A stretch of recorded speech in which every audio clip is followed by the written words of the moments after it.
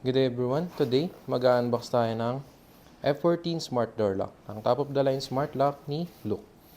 So, let's start. Ang una-una nating makikita sa box is yung ating instruction manual or yung manual card. Dito natin may scan yung soft copies ng manual or basic setups ng ating smart lock.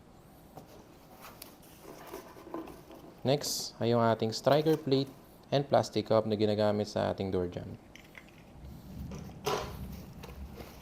Then, yung front panel ng ating F14. Ayan. Now equipped with blue gem glass.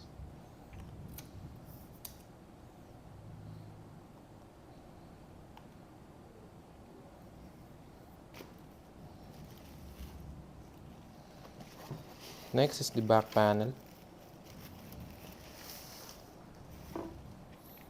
with LCD.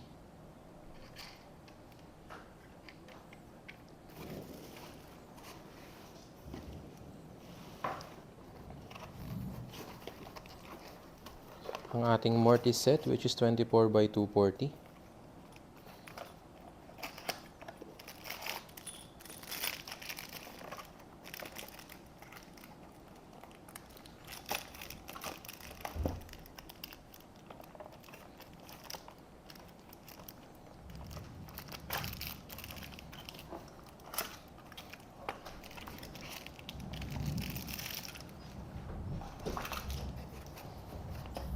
USB Type-C cord. 2 pieces RFID cards with lock logo.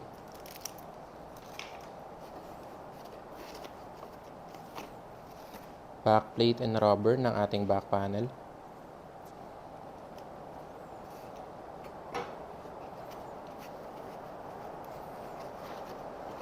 Ang ating 2 pieces lithium battery equipped with 4200 mAh of power.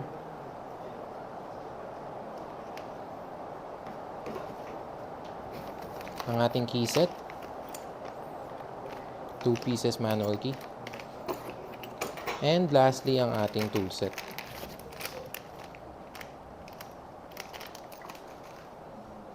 So after natin siyang i-unbox, ipapakita ko naman sa inyo kung paano i-set up or i-connect ang ating front and back panel para mabuksan ang ating F14 Smart Lock. So first, itatalikod natin pareho yung panel. May makikita tayo ditong wires. So itong dalawang to, i-attach lang natin dito sa board niya. So una, itong mahabang ito, i-insert lang natin siya dito sa part na ito.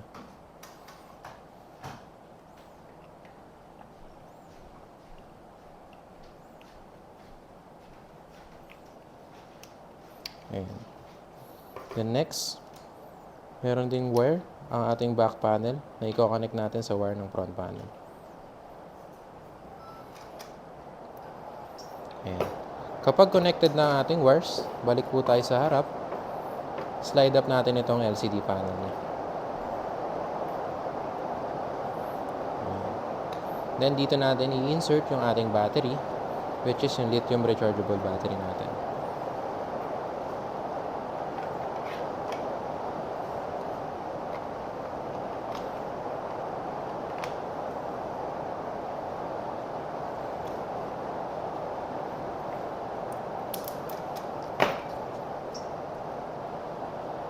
So after nating i-insert yung battery sa storage niya, the smart lock will light up.